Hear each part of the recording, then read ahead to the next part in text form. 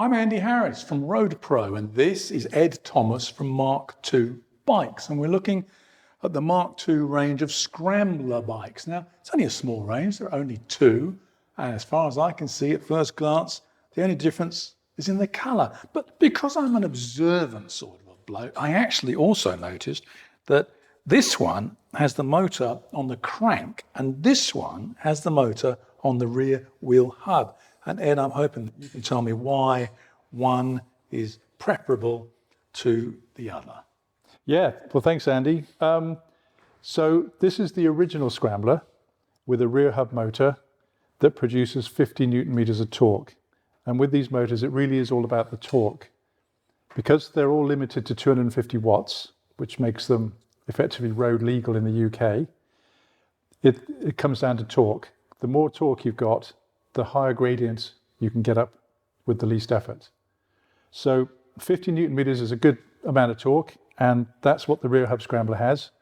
But there's more recently, we've introduced the crank motor because that's got 90 Newton meters, which is nearly twice the torque of the rear hub motor. That's a lot of Newton meters. Certainly is, a lot of Newton meters. It's all about the torque.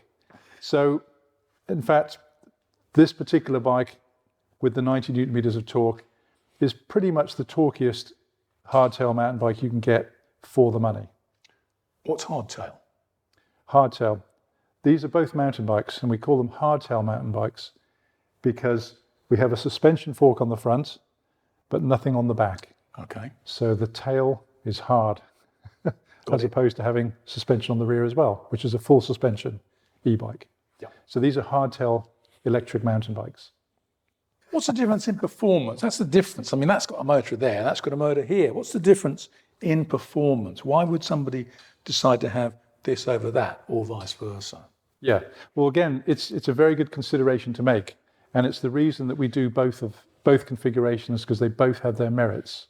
There are pros and cons to both, and it completely comes down to what your requirements are going to be when you ride, because one will suit you better than the other one.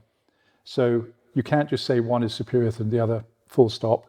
One will outperform the other in one form or another. Horses for courses. Horses for courses, yeah. So the rear hub, which was our original one, is designed for off-road, light tracks and trails, gravel, that sort of thing. If you're doing off-road a bit more extreme and you're not doing very steep hills, for example, then 50 Newton meters is more than enough to get you around. And it's a light bike. It's only 20 kilograms with the battery in. All right. So you've got weight to consider. Mm-hmm.